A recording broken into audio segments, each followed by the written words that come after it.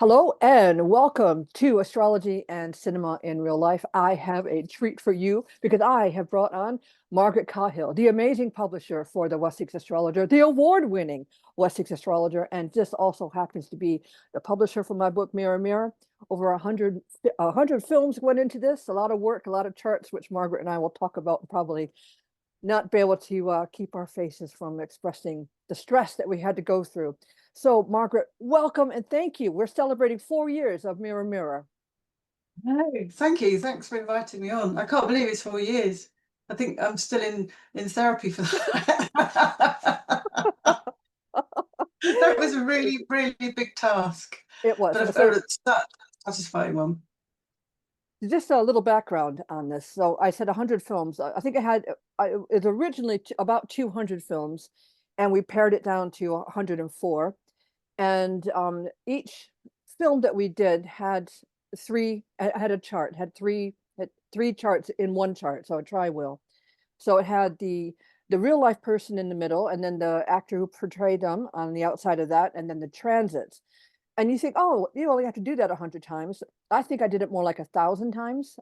Had to Oh, redo the charts. And then I kept realizing little things like if I did a tri-wheel, the nodes fell off and I had to manually put them in or something. There was one time when the moon the wasn't going retrograde through. symbol. Yeah, the retrograde symbol kept disappearing, or the stationary symbol. When we did a tri-wheel, I think we had to get Roy involved because the retrograde symbol disappeared. Something like that. It was a lot of hard work, but now that it's been achieved and published and looking good, I mean, now when I look back on it, I feel really happy about it, because it was a pain. I remember thinking this is too big for me. I think I've bitten off way more than I can chew, and I nearly gave up a few times, thinking, oh, maybe I could just release it in little chapters or something on my website or something. And I was worried that I was stressing you out too because it got a little stressful, but it was lockdown and we had nothing else to do. At least I had nothing else to do. I wasn't teaching. I was just kind of twiddling my thumbs, waiting to go back, waiting for things to calm down out there. And so the we did a little release, which I'll put the link in the comments so you can find if you want to go back to those good old days of lockdown. And but For me, the experience, I really enjoyed writing the book. I've been collecting biopics for years, and so I actually enjoyed it. And the actual writing itself didn't take long, but the charts is what took forever. And but Margaret persevered too, and yeah, we got the job done. So Margaret, I've um, told people to ask questions and to get involved with this if they had anything they wanted to ask a publisher. And I think one of the questions that comes up a lot is, how did you get started with the Wessex Astrologer? Frustration, actually. I started astrology classes in 1996, and I couldn't get hold of the books I wanted. So, there were long delivery times. It was back in the day, we had to order books. It took 6 weeks for them to arrive. And I'm much too impatient. I'm much too cardinal for that. So I was in this astrology group and I thought, well, if I can get some books, then everybody else who's also frustrated can get them. So I went into the bookshop and I saw the sticker on the back of one of the books with a phone number very helpfully. So I just phoned them and said, can I buy some books from you for our astrology group? And they said, yeah, sure, we'll give you 40% discount. What do you want? So I got started selling books. That's how actually Wessex started. And then the books I wanted were going out of print. So the very first one, very poignantly actually, was Moment of Astrology that I wanted to read. And I couldn't because it was out of print. So I wrote an old-fashioned letter, because that's what we did in the 90s. I We wrote a actually letter, did. stamp on it, and wrote to Geoffrey Cornelius. And he said, would you like to have it reprinted? Having never published a book in my life. And at the time he said no, but he said he'd come back to me. But then I got to know Camilla, and Camilla Sutton and I, really good friends going back to the mid-90s. And she wanted to write a book and I wanted to get publishing. So we kind of learnt together, really. So I just learnt on the job. Mm. So that was the first book. Wow. And Yeah, well, what a book to start off with. And you did some of Nick Campion's and Aaron Sullivan's, Judy Hall's. Um, you've have published quite a number of really well-known astrologers who I'm sure yeah. really deeply appreciate your work. And I was absolutely so chuffed to see you be appreciated at the conference this year. So, Oh, long time in coming. I was very, very happy for you. oh, But you just have thank you. you have to remember to always add award-winning I publishing to know. everything you do. We added it to the banner. I really didn't want to, but the person who does our website said, no, come on, we've got to have it. So we've got Charles Harvey Award as one of the banners. But I just wanted to Um, say, I think it's obviously the authors that make it. We've got 28 authors and we've got 105 books in print now.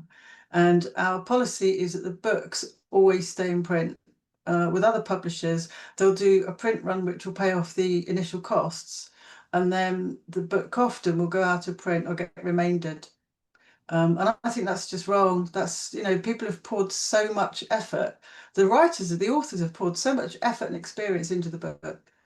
mm, And so it's my mission is to keep them in print. Unless there's a very good reason for them to not continue, then we keep them in print, even, after the authors have passed. I think it's really important. mm. So, all hail to the authors. Yeah, and just on, from an author's point of view too, I mean, I think there's it is like having a baby. Your books are your babies, and you worked really hard on it and on them.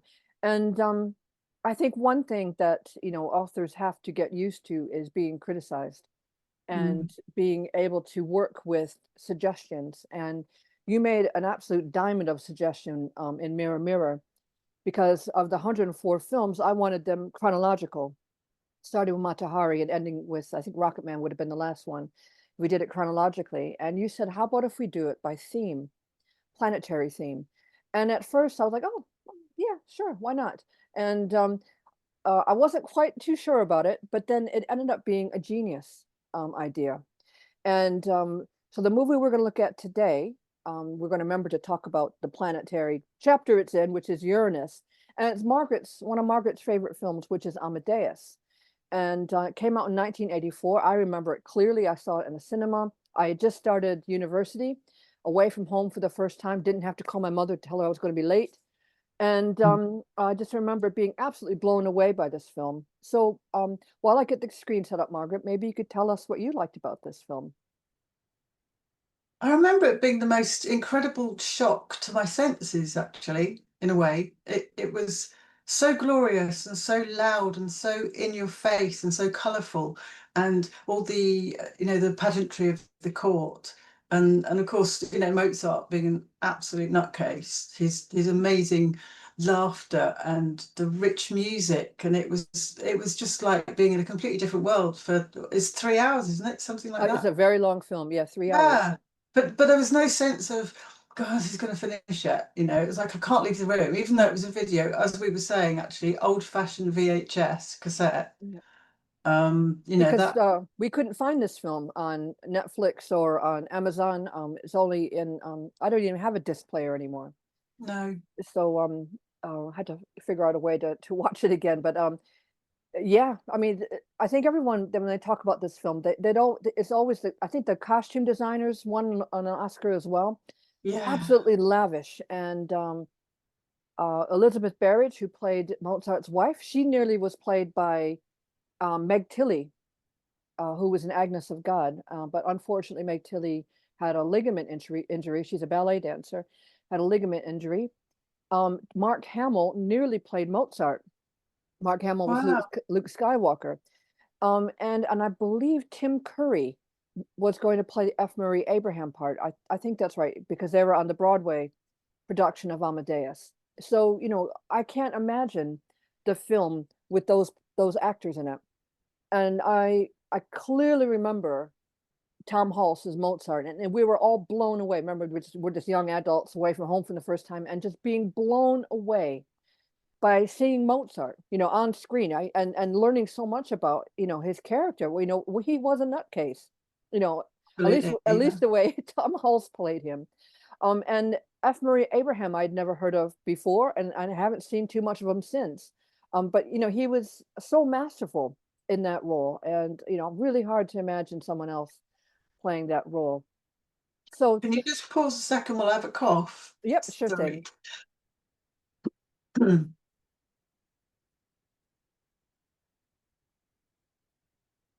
Sorry.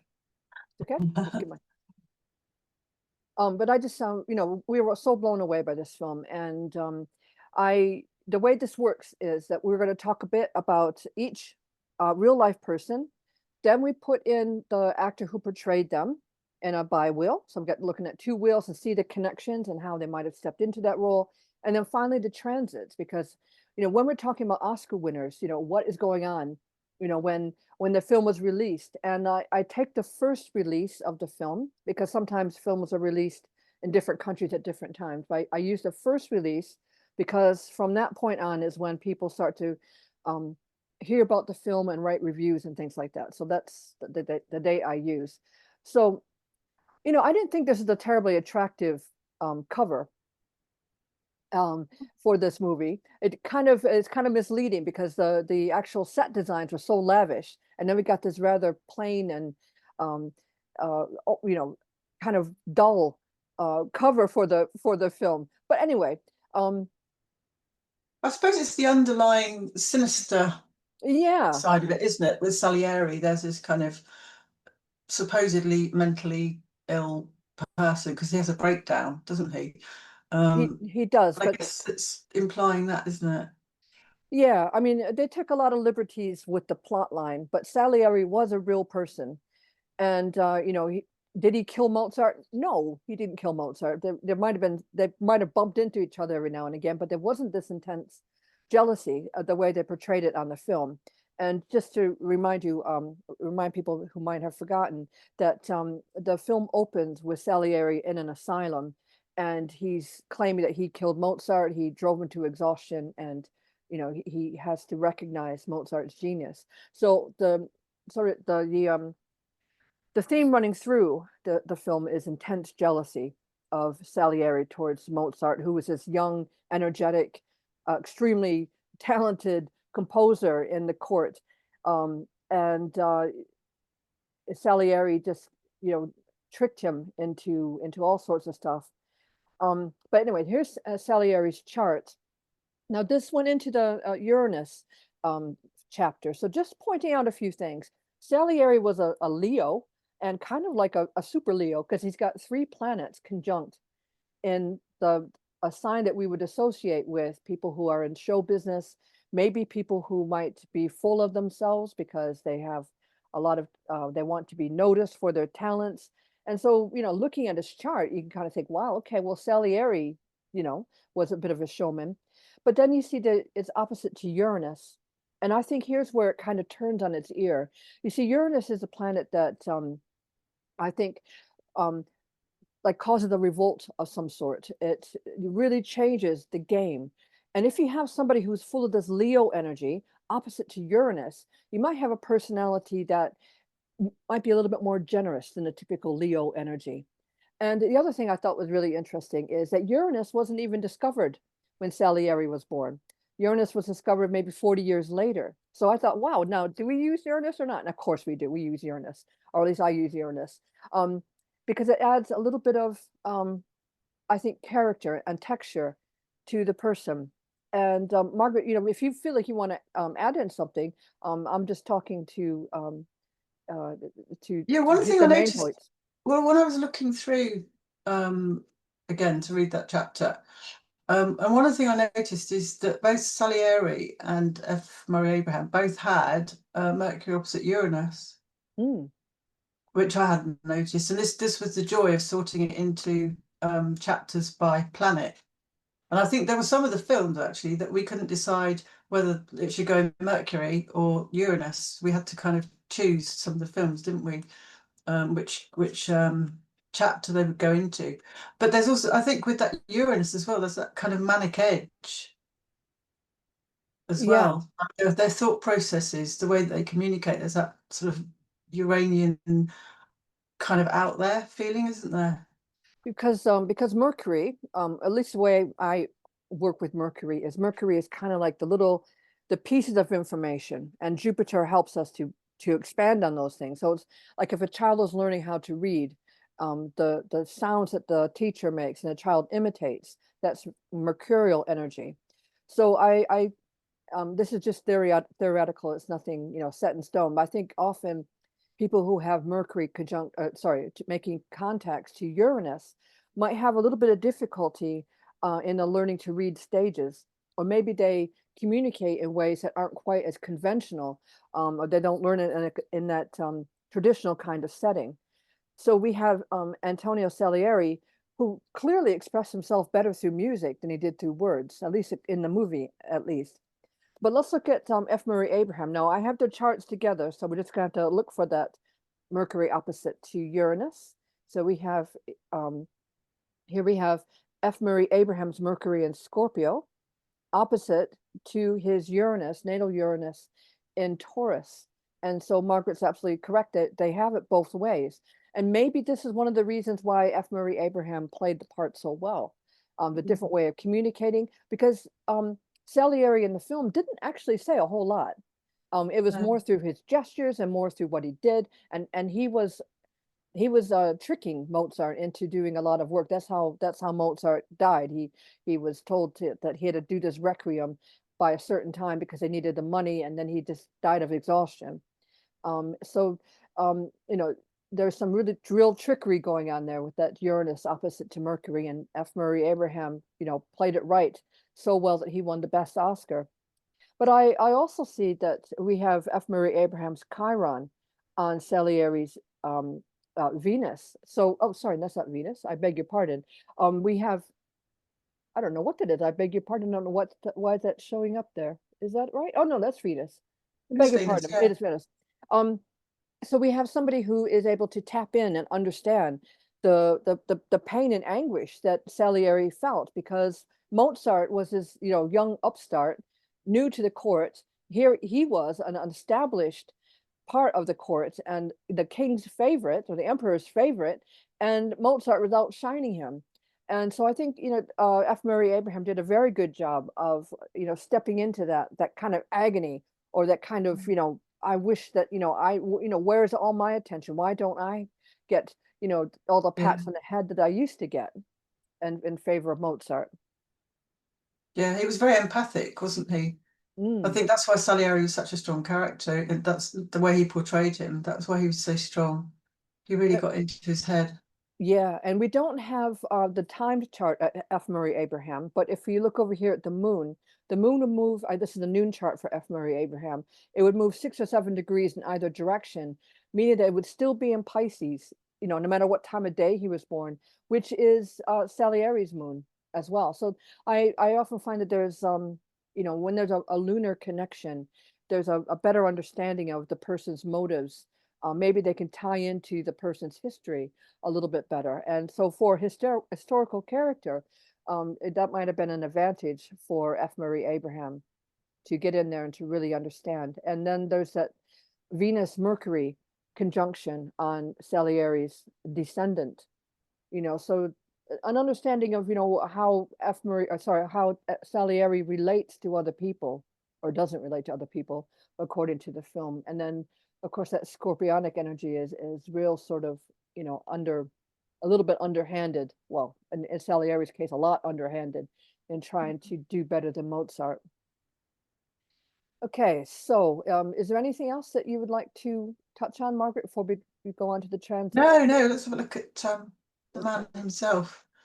Okay, well, we got to look at the transits first. So the movie was released 6th of September, 1984. Oh, by the way, this is a really good reminder for me to say that I post little things about anniversaries, birthdays of celebrities that appear in the book or who are going to appear in volume 2.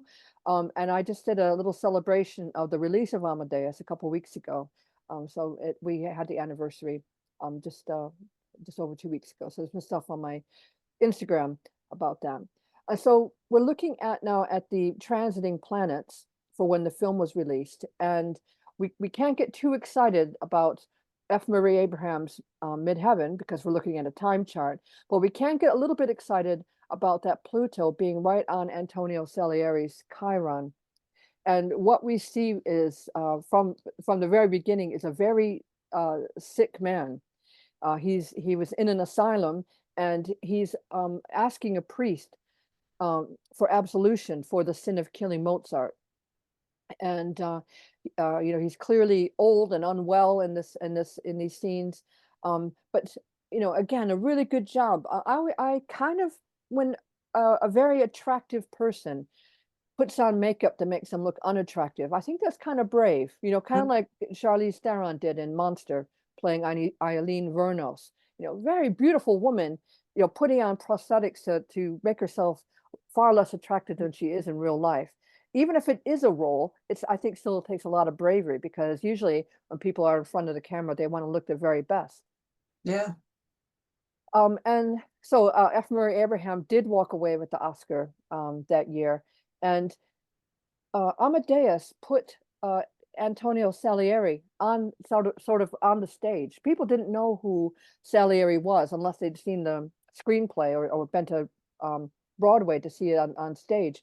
But when Amadeus came out, suddenly everybody knew who Antonio Salieri was, what he did, or what he allegedly did. And you know, it was like the new wave of Mozart. I remember it because I was in marching band, and when this film came out, everybody was nuts about Mozart. You know, I think we even did a special little tribute to Mozart. Everybody wanted to listen to Mozart, get into the music a bit more. And whereas Mozart was, although he's popular, you know, people know his name, it made his music a lot more, gave it a breath of fresh air.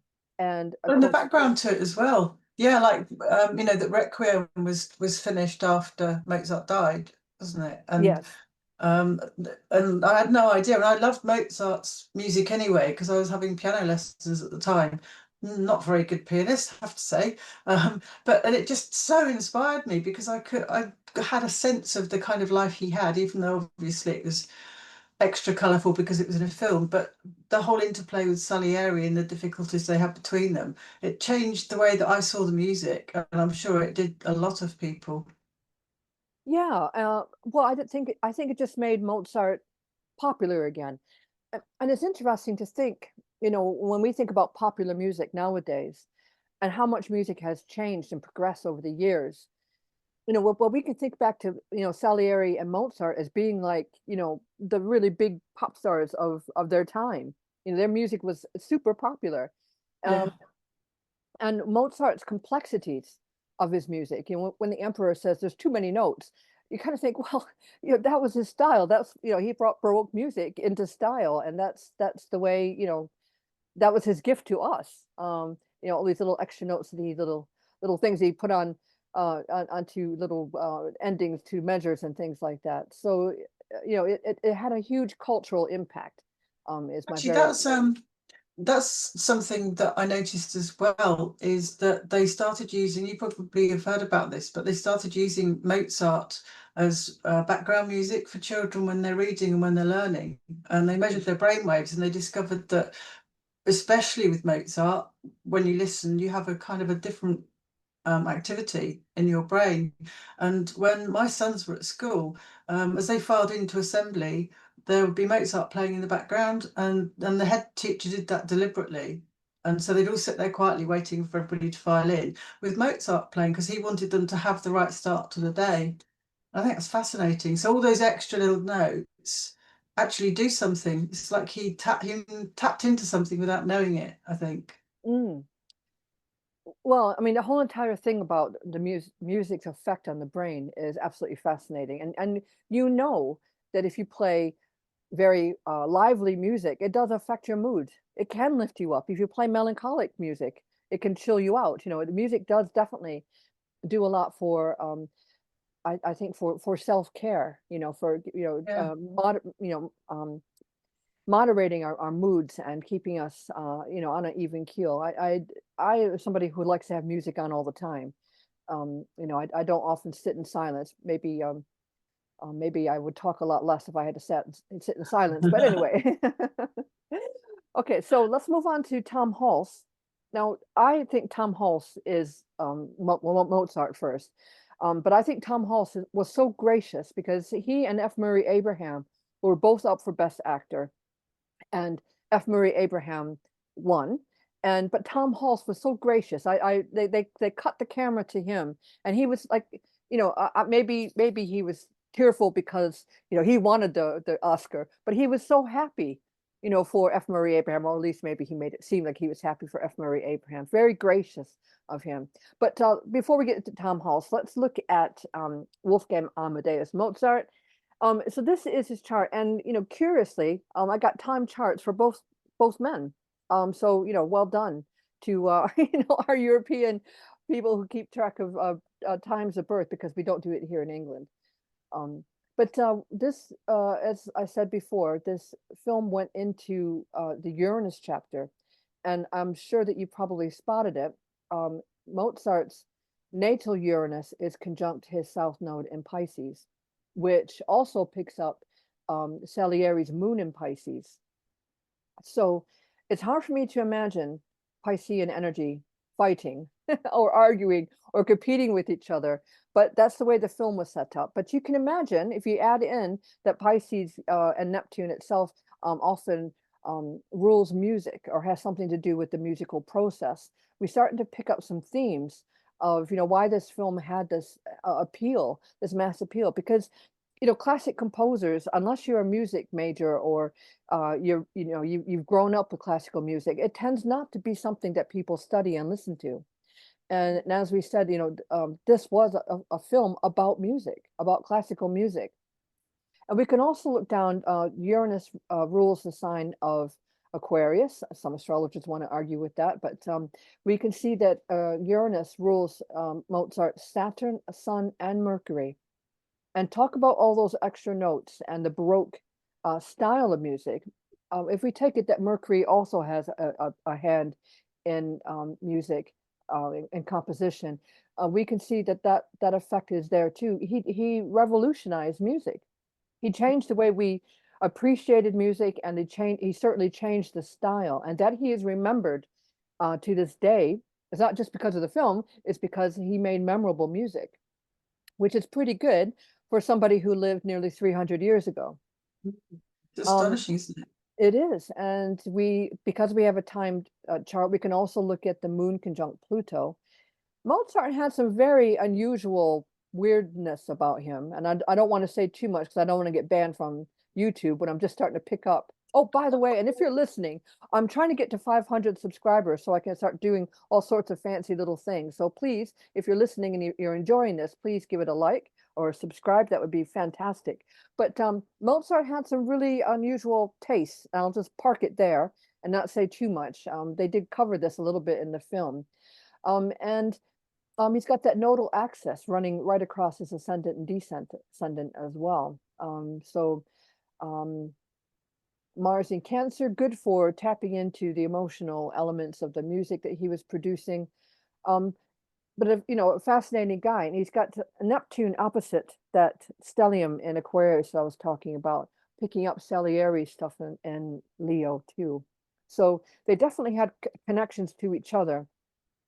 But whether or not it was a rivalry like it was played in the film is very, very, very unlikely.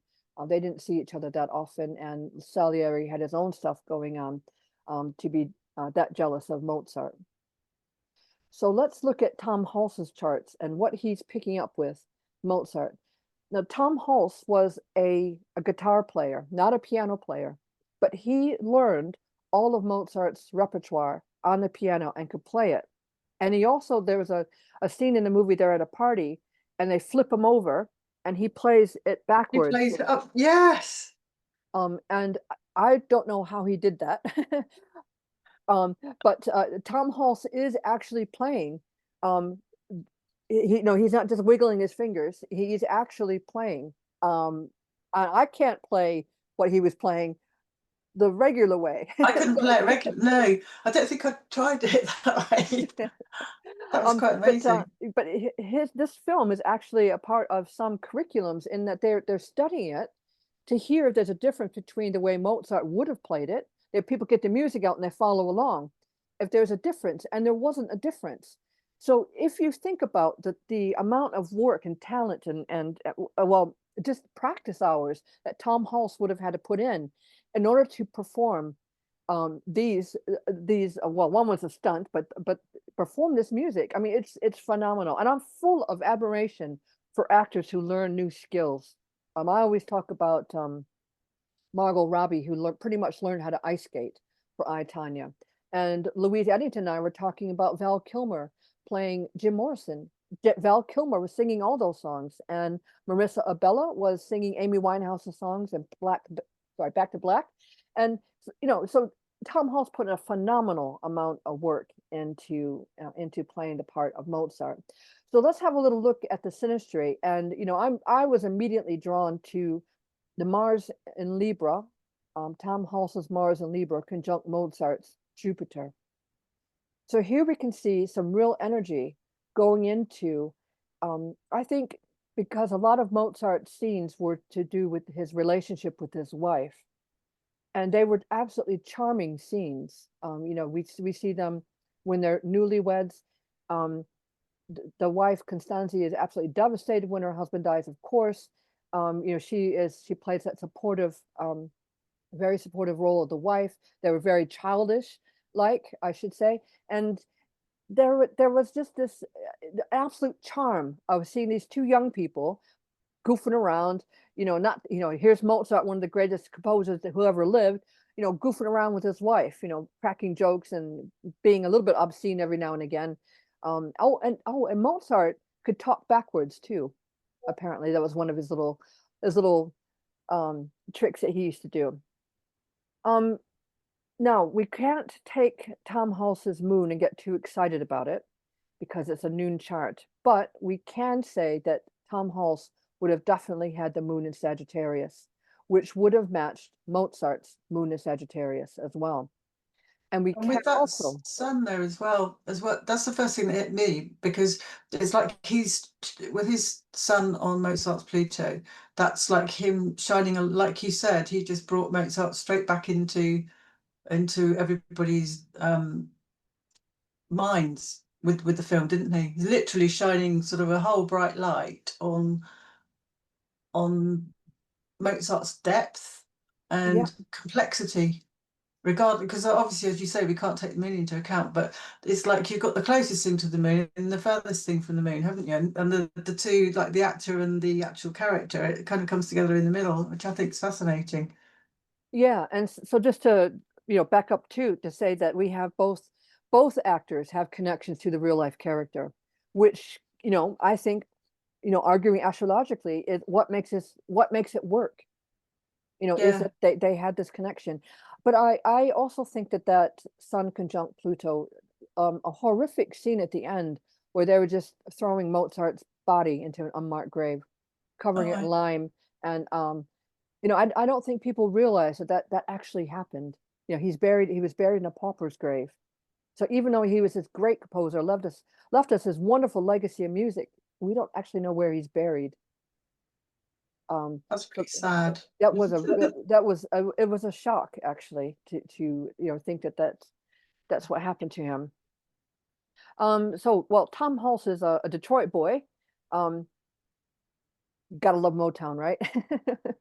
The reason why I'm laughing is I'm from Detroit as well. So I always get a little bit excited when I see someone is from my hometown. Okay, so Tom didn't win the Oscar, but he was nominated for the Oscar. And so we got to be careful again. We're using a noon chart, but we can look at Tom Hulce's Chiron on Mozart's Imam Cheli, his IC. And so, he's pulling up, he had this connection to his father, Mozart's father, that is in the film, that I think came out very strong. Mozart was kind of scared of his dad in the Mm. film. His father was a very serious, very influential person, and there's his son, kind of with that crazy laugh of his, and getting into all sorts of things, going to parties, overspending, all these sort of things that his father didn't approve of. But Mozart wanted more than anything, according to the film, to have his father's approval, and that his father died without giving that approval was a very painful thing for the Mozart and Amadeus. A few other good things that are interesting going on. We have the South Node conjunct Tom Hulce's Venus. and Sagittarius when the film was released. And I think that manic energy that Tom Hulce brought to the film, before we started recording, Margaret, we were saying that laugh, Mozart's laugh, is the first thing that you think of Absolutely. Yeah. when I someone can talks remember it about. now, and I haven't seen the film for ages. Yeah. Yeah, and I was doing some preparation for this, and what Tom Hulce had to do when they went back into looping. Looping is when an actor goes back to the sound studio to fix up some lines. He couldn't find that laugh again, and so it would have caused all sorts of problems because he couldn't find it. The only way that he could get that laugh back was to have some whiskey. Um, I thought that was pretty funny. But what a memorable role he played. And again, I can't imagine Mark Hamill playing Mozart the No, way Tom Hulce did. It's such I a. can't imagine him being as nutty. He's too serious. Well, he Yeah. seems to be too serious. Well, and whenever you look at Mark Hamill, you think Luke Skywalker. Even if he had a wig on, a Yeah, voice, you would just yeah, that's what you would think. So yeah. it's a shame we can't watch this again because it was such a great film. And I I'm going to do some research into that, see if I can see it. I know we can get little clips of it on YouTube and things I like think that. you can actually you can buy the film on Amazon, but you can't, I think you have to just buy it as a download from what I could see. You can't Okay. rent it. You can't, I don't think you can actually physically own it, which Mm. is sad. Yeah, Margaret and I were talking about our VHS collection. Like I said, I don't even have a DVD player anymore. Well, I got get rid of my VCR years and years and years ago. But um, funny to think how things have changed in 40 years, and it's 40 years since this film was released. It's hard to believe, isn't it? This film is 40 years old. I remember my Yeah. parents talking to me about old films, and they'd be black and white films. But now we're talking about, these very colorful, very, energetic films, 40 years old. Makes you feel a little bit I ancient. know, it's mad, isn't it? I can remember vividly where I was, who I was with when I Mm, watched it. And that's 40 years. That's just mad. Yeah. yeah, yeah. Okay, Margaret. So I would just like to ask you a couple questions, or maybe we can give some advice to authors who want to write books, or astrologers who want to write articles. And from my point of view, and you can chip in as well. If you want to write, you have to write every single day. And if you want to write a book, I always I believe in writing 2,000 words a day, and not having a day off. I think you clear your schedules out and you do it every single day and you get it done. Then you go through the editing process. It might be a little bit painful, a little bit stingy, someone not liking the way you put something out there, but it's all part of being a writer. So you have to be a little bit hard, a little bit hard skinned about it, and listen to your publisher, and not expect the publisher to do all the marketing. I always say this as well. The marketing the book is really more my job as an author. But you know, how do you like to work with authors? Um, what are their habits or their that you appreciate in an author? Hmm. Um, I think one of the things I do first of all that I ask is if we can look at our charts together because it's a very, very close relationship. I think Bernadette Brady said that I've done two books with her, and she said that she thinks there should be a rehabilitation course afterwards, so that the author can get back into life without being with a publisher quite so closely. It's a very, very close relationship, and I think if both parties can be open, because and I've got proofreaders as well. Who it's very difficult to say to somebody, oh, I kind of get what you're saying, but really, can we not put it that way? You have to find ways, we have to find ways of suggesting that maybe something could be written in a different way or bring out a different kind of tone or texture to it. And the author needs, as you pointed out earlier on, the author needs to be able to take that on board and not get really precious about the work. I mean, I've written books too, so I know how it feels when someone comes along with a big red pen and says, don't like that, don't like that. So we try to be subtle and supportive, but on the other hand, you need the author not to be too possessive about their work. You know, there are some authors who will spot it. If you deleted a comma without asking their permission, then all hell can break loose, really. Wow. So yeah, so I think it's being honest with each other, and understanding we both want the same thing. I think that's why it's important to do the synastry chart, because, or to look at the synastry, because ultimately, if everything's going a bit kind of pear-shaped, you can come back to that point that we both want to create a totally gorgeous book. You want to do it and I want to do it. So how can we best achieve that? So I think being open is hugely important. That's probably above everything else. Yeah, I don't think we bumped heads ever, thankfully. But because you're a brilliant publisher, because you do have a way, being a Cancer, being sensitive to other people's needs. Um, and by the way, me and Margaret have our birthdays are a day apart. So we're both Cancers. And when we had my talk at Waterstones, we went out for dinner afterwards, and then it was out of 8 people, 9 people, it was a table of 5 Cancerians. Yeah, that's why it was such a lovely evening. Yeah, it was a really lovely evening. I was a little With bit Cancer. I was kind of feeling a little bit like I don't know, just kind of I know I got my moon in Leo, but I was awful glad to be off the stage and just be able to eat and relax and just have a good laugh. And yeah, it was one of those nights that everything just kind of flowed easily and everyone seemed to get along okay. And so anyway, but do you have any questions like you might want? I mean, anything else that you think that an author should know about before? How would they approach you with an idea for a book, for example? Well, it's always good to email me and say that you're thinking of doing a particular book. What would what would we think? Because it's not just my decision. I talk to other people too. You know, is this a topic that's of interest at the moment? Is it something that we would want to do? That's always a good start. And we don't offer a contract until we've seen the whole manuscript. The reason for that is that I used to ask for just the first 3 chapters and make an assessment on that. And then the rest of the book would come in, and sometimes it'd be an absolute train wreck because they put all their effort into the first 3 chapters. And then after that, we did actually have a case of one book where it was just absolutely awful. And by that point, you signed a contract. So it's a lot more touchy.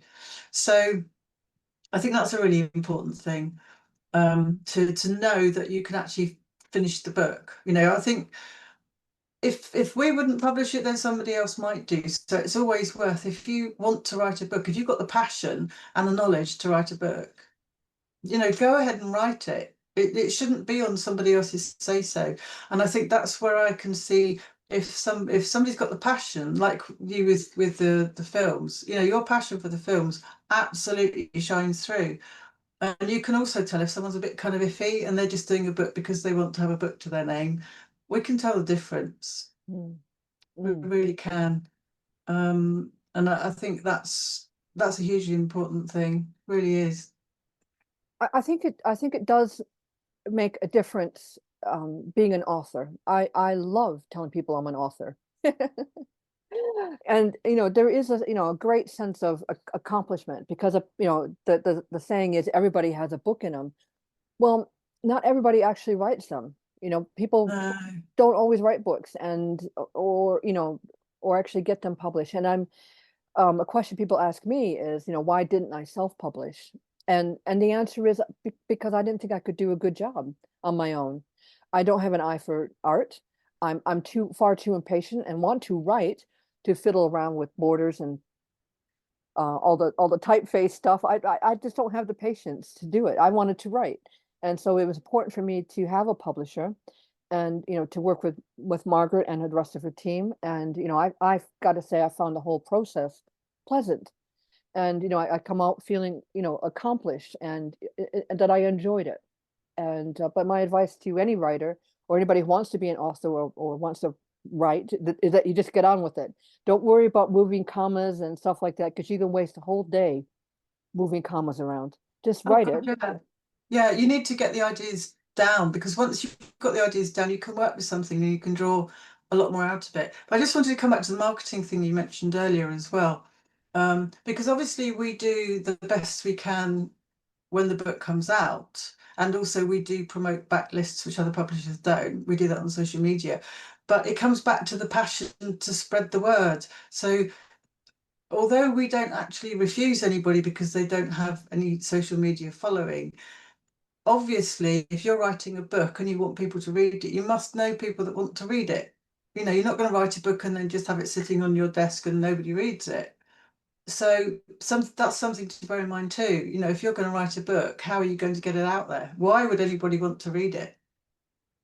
But you know, I think that's an important thing. And just in general, there's a saying, he that tooteth not his own horn, the same shall not be tooteth. You know, you have to get over that fear of, you know, being too shy to promote your work. And as you said, you know, if you're going to spend all this time writing, why are you going to let it just sit on your desk? You want to go to conferences and talk about it. You want to put it on social media. Um, I had a lovely experience yesterday. One of my books didn't get delivered to my address. I had to go pick them up.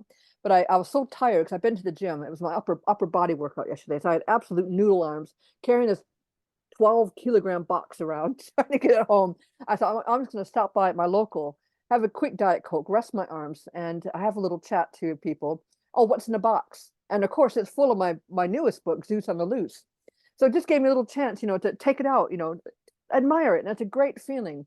You know, when you look at, you know, when I look at Mirror Mirror, of course, I remember how difficult the charts were, but I also remember what a lot of fun it was to write it and to watch all these films, and working with Margaret. Although sometimes I think, you know, in the process of writing the book, there were a few times when I thought, "Oh my God, this is not going to work. We're not going to get this thing done. We're fussing and we're I'm losing my mind over these charts, and I can't see. My glasses need to be, my prescription needs to be adjusted. I can't actually see what I'm looking at, and but the end result, the end product is, you know, a book that I can say, yeah, a lot of effort went into it, which is one of the reasons why I wanted to do a podcast about it, you know, because I think more people should read it. Do you know, it changed the way I see films. It dramatically changed the way that I view films, rather, because especially biopics, because you look at the synastry between, you know, as we've done, and it changes the way that you view the film and the casting. You know, the people who do the casting almost certainly wouldn't know astrology or be able to look at charts, and yet they intuitively seem to choose often the people who play the role best. And I think the films that didn't make it were when that synastry didn't happen. Yeah, Matthew Curry and I were just talking about Communion with Christopher Walken, and I tried so hard to get Christopher Walken, who's my favorite actor in the book, and the books that were biopics. So just to remind you, biopics are films about real life people, and so there was the only biopics he had been in was Catch Me If You Can. He had a really small role of Frank Abagnale's father, or Communion as Whitley Strieber, who was abducted by aliens, and neither of them were strong enough to fit in. Communion was panned by critics. Um, it just didn't have the strong connections that, you know, we were hoping for, and so we I could still love Christopher Walken on my own, even though, you know, I can't, we couldn't get him in the book. I could still love him, but you know, that's how we made distinctions. And there were others too. About Lenny Bruce with Dustin Hoffman didn't quite get in there, and there were a few others that just weren't big films that didn't quite stick. Um, Mm. and for any skeptics out there who are going to say, well, you know, yeah, anybody can match planets. Well, I've had really tight orbs of only 1 or 2 degrees, maybe a couple where there's 3 or 4. I never went for the full 8 for No, conjunctions.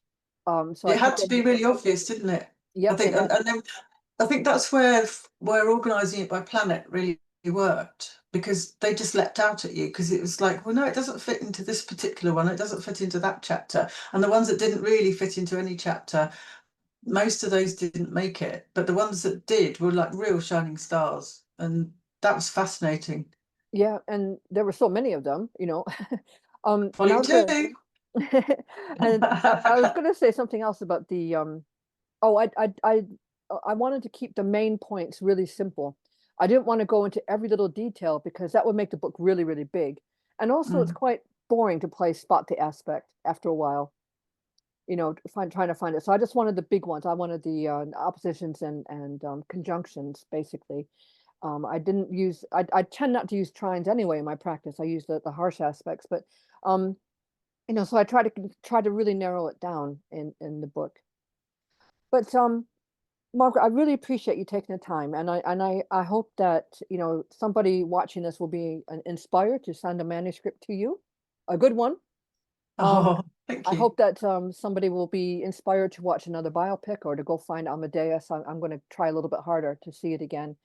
But please do subscribe to this channel. It really, really helps. And give a like, leave some comments of any biopics you'd like to see us cover. If you want to be on the podcast, do drop me a line as well with your favorite biopic. And I got quite a good list of astrologers who want to come in and talk about their favorite biopic. So it's all going really, really well. So wherever you are, whatever you're doing, have a good one, and to the stars. Okay, I'm going to end it, Margaret, and thank you again. It'll come out. I'll obviously take this last bit off. It'll come out on Thursday at 7. I'll give you I'll post a couple little clips from this just to get people trying to build my audience. And but if you see the clips, I'll send you the links. Just leave a little comment, like, you know, great to be on the show or whatever. It just helps with the Yeah, sure. algorithms of this, and keeps people interested. So it's my audience has really built up. It's nearly doubled in size since I started this, so it's going well. Brilliant. Because my YouTube channel, I wasn't doing anything with it. I just sort of I don't know, liked a few videos and added them to playlists, but you know, I didn't really make my own, but I'm starting to do a lot of clips, so I think hopefully things will build up. Oh, and if you could send me the bio you want me to use with the right links, I can put that in the description. That can help Oh, okay. with you as well, but with the links you want me to use, and I'll put it in the description. And Okay. so thank you again. It Oh. has to render and do all this stuff, and then Thursday at 7 will be the premiere. Grab your popcorn. Well, thank you. I hope it's all right. I hope it works for No, you. it's great. I think it's going to be fine. Oh, good. Thank Okay. you. Thank you. All All right. right. You take care. You Talk too. to you soon. Okay. Bye. Bye-bye.